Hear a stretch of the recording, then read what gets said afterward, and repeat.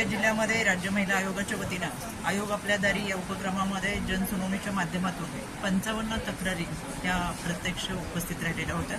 या तक्रारदार महिलांमध्ये सर्वाधिक प्रमाण हे कौटुंबिक हिंसाचाराचं होतं। खरं तर मनाला एक समाधान या गोष्टीचं आहे की या 55 तक्रारींमध्ये 7 कुटुंबांचा आज समझोता आमच्या काउन्सिलरच्या माध्यमातून झालाय। त्याच्याबद्दल मी त्यांना मनापासून धन्यवाद देईन, कारण की समाजाचा पाया म्हणून कुटुंबाकडे पाहिलं जातं आणि कुटुंब वाचवण्याचा उपक्रम खऱ्या अर्थाने काउन्सिलरच्या माध्यमातून केला जातो। या सगळ्यांमध्ये ज्या तक्रारी आल्या या तक्रारींच्या जागच्या जागी निपटारा करण्यात आला आणि त्याचबरोबर आमचे 3 पॅनल होते। आमचा एक चौथा पॅनल होता। माझ्या समवेत जिल्हाधिकारी आणि पोलीस अधीक्षक हे संपूर्ण जनसुनावणीसाठी उपस्थित राहिले। त्यांच्या माध्यमातून अनेक तक्रारींचा निकाल हा जागच्या जागी देण्यात आला।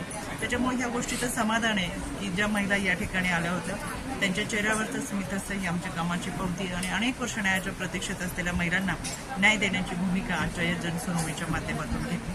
त्याचबरोबर यामध्ये महिलांच्या काही तक्रारी ज्या होत्या त्याच्यामध्ये आम्ही प्रामुख्याने भर देतो। त्यामध्ये पोलीस अधीक्षक कार्यालय असेल आणि जिल्हाधिकारी कार्यालय असेल यांच्या माध्यमातून बालविवाह, विधवा प्रथा, हुंडाबळी या सगळ्यांचाच खऱ्या अर्थानं समूळ नष्ट करण्यासाठी आणि अंधश्रद्धा निर्मूलनाच्या माध्यमातून खऱ्या अर्थानं चांगल्या पद्धतीचं पुरोगामी महाराष्ट्राचा विचार हा पुढे घेऊन जाण्याचा प्रयत्न या माध्यमातून होईल। राज्य महिला आयोगाच्या वतीनं शिफारस केलेल्या आयसी कमिटीच्या संदर्भातला GR 22 ऑगस्ट 2025 रोजी आली, त्याची देखील प्रभावी अंमलबजावणी करण्याच्या सूचना ह्या संबंधित विभागांना दिलेल्या आहेत आणि मला खात्री आहे जिल्हाधिकारी आणि पोलीस अधीक्षक यांनी आतापर्यंत अतिशय चांगल्या पद्धतीची भूमिका या गोंदिया जिल्ह्यामध्ये पार पाडलेली आहे।